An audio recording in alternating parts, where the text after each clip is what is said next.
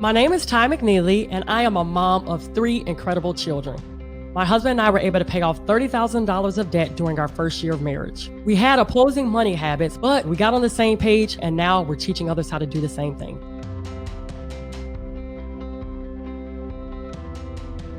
My husband and I dated for almost 5 years. I thought that I was having all the right conversations with him, but I had no idea that he was in over $30,000 worth of consumer debt. So 3 months before walking down the aisle, he really told me the truth, and I was devastated. Because I was able to see that my soon-to-be husband wanted to handle his finances better, I knew that, hey, I can work with that. So when I got married, I inherited $30,000 worth of his debt.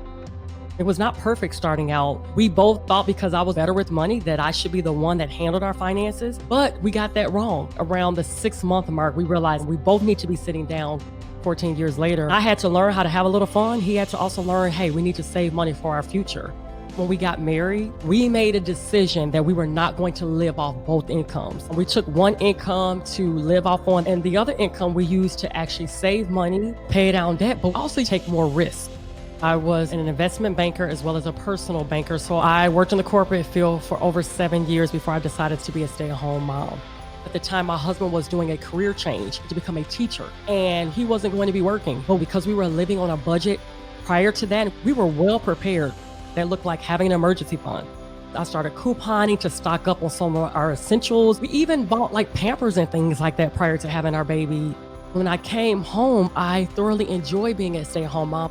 I used that time to really dibble and dabble in other side hustles. But at the same time, I knew that there was still something in me that wanted to serve others. My husband came to me, he's like, I think that we should really share with the world our personal story and help other couples. And when he said it, everything in me lit up. And so we decided on a seed money. And for us, it was $500 to get his and her money started. Our first year of his and her money, we made $6,000 with our company. And now 6 years later, we're making a 6-figure income. My husband has left his full-time career, and yeah, it's been wonderful. Our mission is to help couples get on the same page financially. We decided to focus on couples because most times in a relationship, money is still the number one reason for divorce. If you can get that money part right, the rest of the life journey can get better as well. But we also wanted to show the other African-American families and community that, hey, there is someone that looks just like you. We wanted to show that females can rock with money, but also Black families can too. We became completely consumer debt-free within our first year of marriage, $30,000. But recently, we paid off our mortgage, $330,000 in 5 years on one income. So we've been a debt-free family completely for about 2 years. When we first took out our mortgage, the only thing that we could muster up extra to apply towards our principal was $20. $20 is the reason why we're standing here today completely debt-free. It was important for us to bring our children alongside with us. We did this together, and now our children take pride in this. Budgeting has not gone out the window for us, but with children, you know that expenses do increase. So our goal is for our children to be able to buy their homes in cash or pay them off a whole lot sooner than we did.